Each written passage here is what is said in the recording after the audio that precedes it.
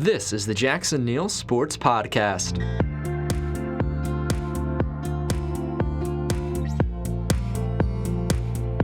Welcome back to the Jackson Neill Sports Podcast here on Monday, September 16th, 2019. Getting this week started off right by talking about college football. No ranked-on-ranked matchups this past weekend, but a big storyline did come out of Saturday's games, including the Pac-12. And asking the question, is that conference back? 6 of their teams are in the top 25. I'll give my thoughts on whether or not I really think this conference is back into the national spotlight.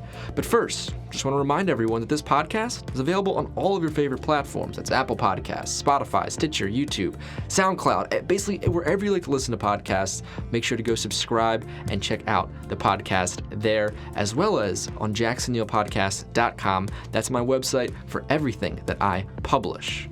So as I mentioned a little bit before, the Associated Press just released their new top 25 for this week, and the Pac-12 has 6 teams in the top 25 spots. Utah at number 10, Oregon at 16, Washington State at 19, Washington at 22, Cal at 23, and Arizona State at 24. So of those 6 teams, there's kind of a big jumble there on the back half of the top 25, with Washington, Cal, and ASU occupying 22, 23, and 24. The only top 10 team that the conference gets is Utah. And 2 of those teams that are now ranked, California and Arizona State, both were not ranked before. And the Pac-12 did lose a team from the rankings as well. USC dropped from the poll after losing to BYU. And even though the Pac-12 is a Power 5 conference, even though it's considered to be one of the best in college football, over the past several seasons, it's really been lacking. Since the college football playoff has been adopted, there's been 5 college football playoffs. Only in 2 of them have a Pac-12 team appeared. The last time was in the 2016-2017 season when Washington got there. In the semifinals, they lost 24-7 to Alabama, not a very close game. And then before that, the first time, the only time, was when Oregon made it to the national championship game in 2014-2015 and got absolutely demolished 42-20 by Ohio State. So, as you can see, it's a conference that in recent years has struggled to get it to that national spotlight. And even though there's 6 teams at the in this edition of the rankings, as you start to really look into it, there's one legitimate contender in Utah, with 2 kind of outside possibilities in my mind with Oregon and Washington State. So even though there might be some solid depth to this conference, there really isn't much in the way of a top team, a team that's really distancing itself from the Pac, from the rest of the conference. Think about Alabama in the SEC, LSU even from other teams in the SEC. Then you think of Clemson over the rest of the ACC, Oklahoma there in the Big 12. Right now, it's still kind of a jumble in the Big 10. I personally am looking at Ohio State as being the best team if you look at the score lines of the games, but still Michigan and Penn State aren't that far behind. We thought Michigan State would be better. They just dropped that game to Arizona State. A little bit more on that in a second.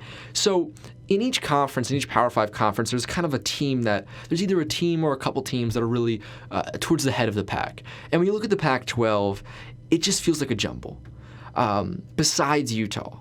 And even then, I know Utah was this kind of sleeper pick, this trendy, sexy pick to make it to the semifinals coming into this season. And while I definitely believed the hype, and it's starting to look like it could become a real possibility, I don't think you can put Utah on the same level as some of those other teams I mentioned, the Alabamas, the Clemsons to start off, but even the I forgot to mention Georgia, but even teams like Oklahoma or like Ohio State, or if you want to take an independent team, Notre Dame, still feels like Utah might be a little bit behind those kind of squads. Maybe we'll see some more, going down the stretch in the Pac-12, but as of right now, there really isn't that top team. And then even though there's this depth, there's still some pretty bad teams in here. There's some pretty bad teams in this conference. I mean, look at UCLA and Stanford. Stanford got absolutely killed by UCF. Now, I know they scored some garbage time touchdowns and put some points on the board, but that game was not close. I think it was like 38-7 at one point. I know UCF was entering the game ranked, but the point still remains it's a non-conference loss for the conference. As well as UCLA. They lost to Oklahoma big, but they also lost to Cincinnati. Then you look at Oregon in the first week of the season, they lost to Auburn. So when you look at this conference and their non-conference results, it does get a little puzzling, but Arizona State did have that big win over Michigan State this weekend. So as you look at the results for this season, as you look at the rankings, it's beginning to become clear that, maybe the Pac-12 is back. Maybe they really are here and back on the national spotlight as a conference. However, I'm here to tell you that by the end of the season, that narrative is not going to be true anymore. That this is a conference that is still, as of right now, I would argue in even more turmoil than ever. Because when you consider a conference, one of these Power 5 conferences, being great on the national stage, they are defined by their best teams. They are defined by how good that top team is. Because when it comes right down to it, your conference champion is going to be the team that is going to represent you, hopefully, in the college football playoff. You're hoping to have one team to break through to get to that college football playoff to hopefully be better than the rest of the other Power 5 conferences. Only the SEC and a couple of years there with the Big Ten did it look like maybe a conference could get in 2 teams. But for the most part, it's about getting that one team up above everyone else. And right now, when you look at the Pac-12, I think you can look around at coaching and see why this conference really is not as good as we think it is, and really does not have the sustainability that we think it could possibly have. Because when you look at the biggest programs in this conference, you have to think of the Oregons, USC, Stanford, Washington. Yes, Stanford and Washington, I like their head coaches. I think Chris Peterson at Washington has done a fantastic job. I mean, David Shaw at Stanford, amazing. Now, Stanford and Washington having some down seasons, that's expected at any one of those programs. Those are big football programs, but certainly not onto the level of some other ones. And those other ones, I'm looking at Oregon, I'm looking at USC, and USC especially. Because if the Pac-12 wants to be considered to be a great conference again, they're going to have either USC or Oregon back onto the national spotlight. And I look at both of the coaching jobs that have taken place over the past 4 or 5 seasons at those schools, and I don't see the improvement. I don't see a team between those two rising up and becoming a top-tier program. Because yes, Kyle Whittingham has done a fantastic job at Utah. This is a great team. They are producing NFL talent left and right. And yes, they are now a Power 5 team. But you're telling me that you expect Utah to be your conference's shining beacon to go up against Clemson, to go up against Alabama, to go up against Oklahoma? That's not going to work. That's not going to be enough if you want to be taken seriously as a conference when it comes time for the national championship and college football playoff consideration. So when I look at a job like USC and I look at Oregon, and I look at their 2 programs, I think you can kind of zero it down to recruit. You always go back to recruiting in college football. That's where we always go back to. We always go back and we look at, okay, how's it going on? What kind of players are they getting? And how are they developing those players? Those are kind of the 2 big questions. And if you look at Oregon and you look at USC, you see 2 programs doing one of those 2 things wrong in each case. I look at USC, and you take a look at Clay Helton and just the overall job that program has had and the talent that has come through that program, and they should be competing for national championships. Let me give you some stats. This is according to ESPN's recruiting rankings. I think they're pretty trustworthy when it comes to their top 300 and their overall class rankings. In 2015, USC was 3. 2016, they were number 11. 2017, they were number 5. 2018, they were number 7. Now, in 2019, they dropped to 19, but those would be freshmen right now. So that it wouldn't have too big of an impact on this year's current team. So you're telling me that this year's current team, that the base of your program as of right now is built off of 3 top 10 recruiting classes and then 1 that was just on the outside at number 11. And yet you're losing to BYU? Yet you're not even a ranked team right now? I look at that, and I look at that as a coaching failure, as a program failure.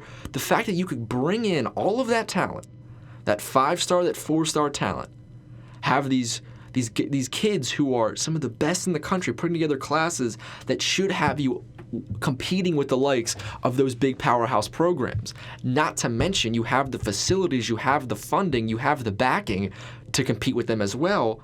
You add all that together and you don't have that on-field performance? You're not producing not even conference not even national championships, but not even conference championships. That is a terrible coaching job, and that's why USC isn't that great right now, is because they're getting the talent, they're just not developing it, and you put that on the coaching staff. And then another factor, you look at Oregon, probably the other, I guess, big program in the conference, and maybe they've developed some good players over the past several seasons, but they're not getting the talent in the door that a program like USC is. When it comes to overall recruiting and it comes to looking at them as maybe being a top 10 team, they're simply not recruiting well enough to be with the likes of the big teams in college football. I mean, since 2015, the conference has had only one, besides USC. Since 2015, the conference has had only one other top 10 finish in the ESPN class rankings for recruiting, and that was Oregon last year at number 6. So they did improve last season. But before then, there was a lot of 19, 15, just kind of there in the mid-teens. And when you look at them right now, they're number 16 in the nation. They're good enough to compete with Auburn, but not good enough to beat them. They're good enough to make some noise in the top 25, but not really break into that top 10. Their recruiting kind of reflects that. So while they may be able to develop the good players well, they're not able to get the great 5-star and the great 4-star kids into the door. So I'm looking at the Pac-12, and as a whole, it seems like a solid conference. I mean, Washington, Cal, and Arizona State are all, and Washington State, I'll lump them in as well, are all really, really tough teams to beat. They are all really, really difficult teams. I mean, you saw it with Michigan State and Arizona State getting that win on the road. These are not easy games to win. But when I consider if a conference is back, I look at the top programs. I look at how many national championships, how many college football playoffs your conference is sending, how many teams are sending that to. And the Pac-12 just doesn't have that. And to take this whole coaching analysis a little bit further, I kind of ranked currently who I think are probably the 3 best coaches in the conference. And are the current top 3 coaches in the conference when you look at their program and how they're competing and their trajectory and everything like that. I think Kyle Whittingham with Utah at number 10, that's an obvious pick.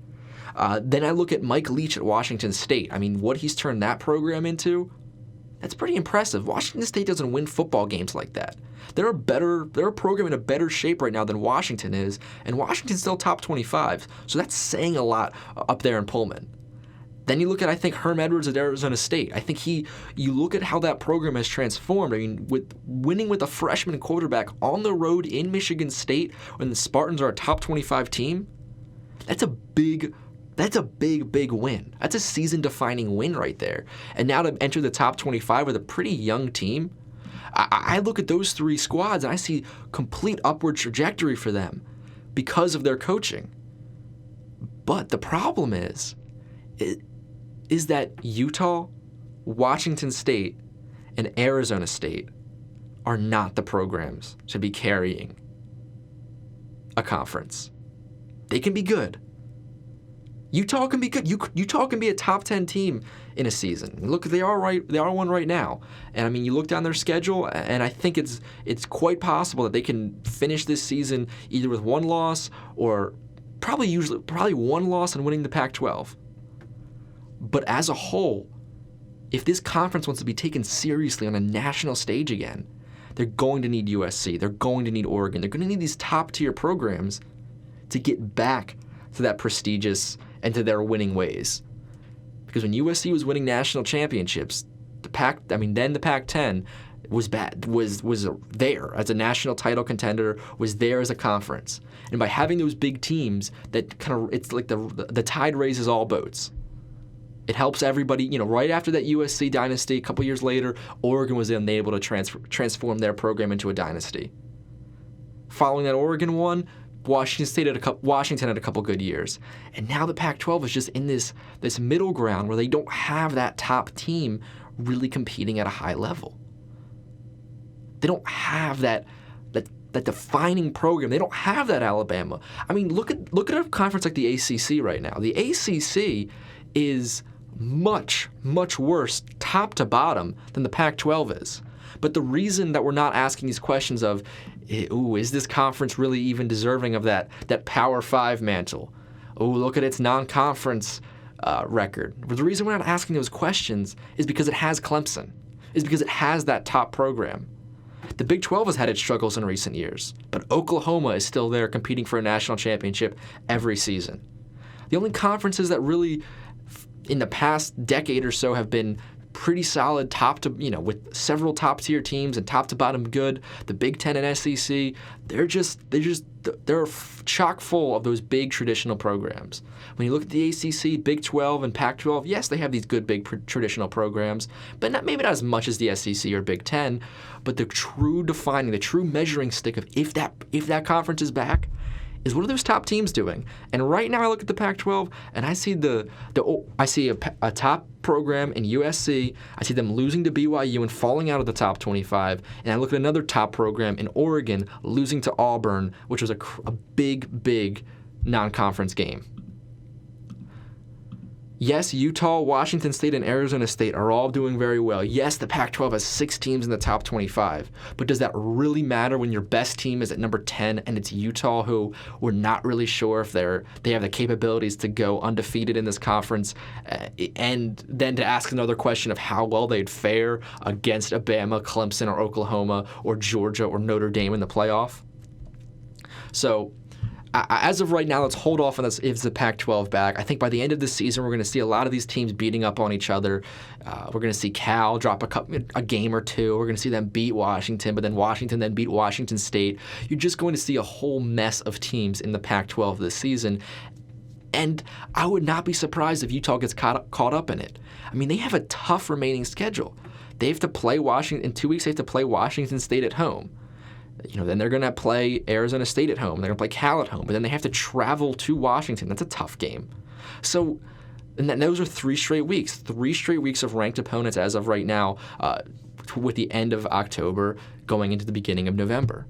So I don't know if they're going to be able to escape this season unscathed. For me, it looks like the Pac-12 is just filled with a lot of really good to maybe one borderline great team, but no one's going to really emerge. No one's really going to make it back to the college football playoff. At the end of the day, at the end of the season, we're going to be looking at the Pac-12 and saying, okay, they have some solid teams. They maybe have a couple bowl wins, but does that really matter when they only have one New Year's Six team and no one in the college football playoff again? I think those are the questions that the conference is going to have to answer in the coming years.